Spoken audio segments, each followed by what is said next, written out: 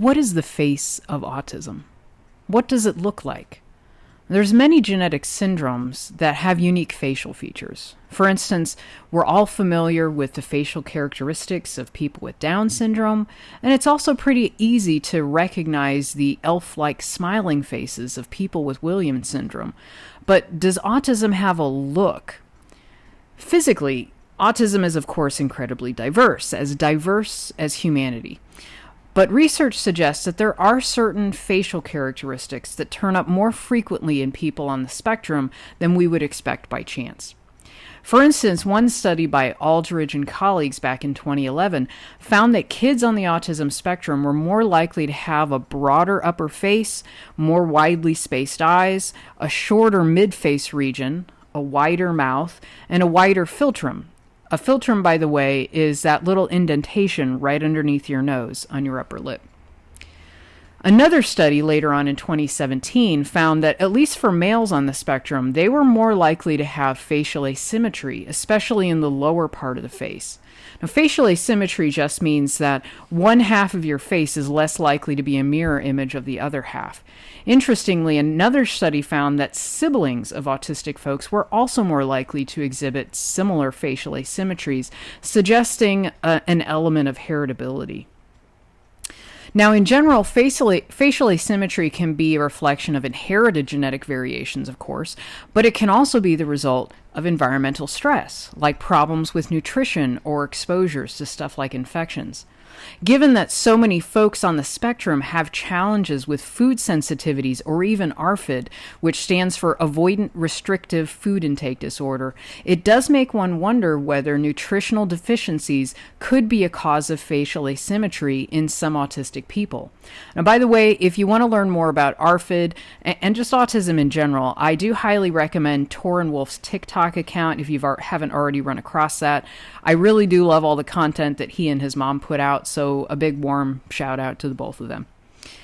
Now, in another study by Tan and colleagues in 2017, they reported that autistic people were more likely to have hypermasculinized facial features, including a more prominent brow ridge, wider faces, thinner lips, and more angular jawlines. And it should be mentioned that this was the case for autism regardless of sex. So this is a finding that may also be relevant to my last video on gender diversity in autism and Ehlers-Danlos. Okay, so we're more likely to have broader, wider, more masculinized faces and possibly some facial asymmetry, but what else? Well, back in 2018, my collaborators and I published a study where we looked at a whole bunch of different types of genetic syndromes that had intellectual disability and that were the results of mutations in single genes rather than, say, deletions or duplications of large amounts of genetic material like Down syndrome.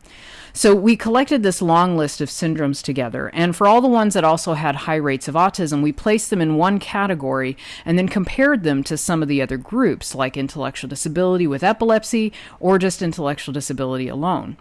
Okay, so these are conditions like Fragile X syndrome, Charge syndrome, and Phelan-McDermid syndrome, all of which have pretty high rates of autism. We found that this large group of autism-associated syndromes had unusually high rates of facial differences compared to the other non-autistic syndromes. Specifically, about 64% or 2/3 of these different autism syndromes had differences in facial structure compared to about 37% of syndromes with just intellectual disability, and then about 42% in forms that had intellectual disability and epilepsy, but no autism.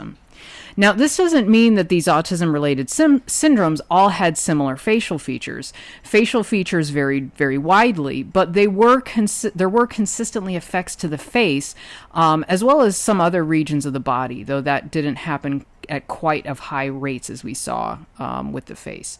And this is probably because so many of the genes implicated in these autism syndromes are all really important in basic development of the physical form, whereas a lot of the genes involved in intellectual disability plus epilepsy, they were more likely to be involved in general cell metabolism, which are processes that are always on in the cell regardless of the stage of development. Now, I should point out that all of these autism-related syndromes are individually rare. So, for instance, the most common one is Fragile X syndrome, which I've talked a little bit about in past videos. But we still only see that about maybe 1 in 4,000 to 6,000 live births has Fragile X syndrome. So it's more common than some of the other ones, but it's still pretty darn rare. So these syndromes aren't necessarily representative of the entire autism spectrum, of course, but sometimes when we study rare stuff, it can give us pointers as to some of the molecular systems that may be affected throughout the whole autism spectrum, even if the effects aren't always so extreme. So anyways, that's what we know so far about the face in autism. I've been interested in that for some years, as you can probably tell. So thanks again for following me down this week's rabbit hole. Let me know your thoughts in the comment section. And be sure to like, subscribe, and share, and tell me what new topics you'd also like to hear about. So until next time, take care and ciao.